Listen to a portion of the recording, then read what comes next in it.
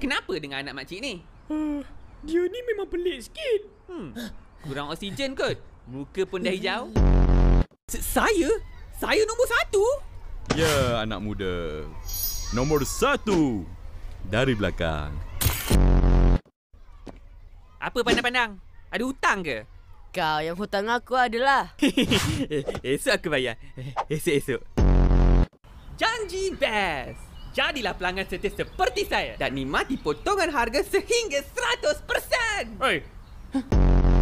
Tengok ni. Go Gopal.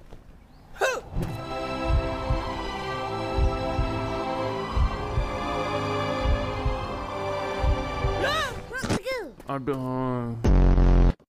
Encik, boleh minta autograf tak?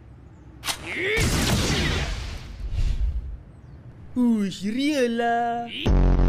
Dek Uncle Abah. Gopal Ji mau minum. Macam mana mak boleh kau cabat? Boleh tak kalau aku tak bayar hutang kau?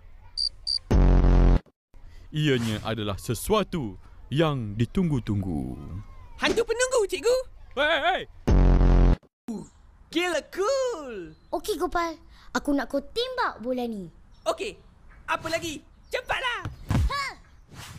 Okey Gopal, fokus. Fokus Gopal. Sikit lagi.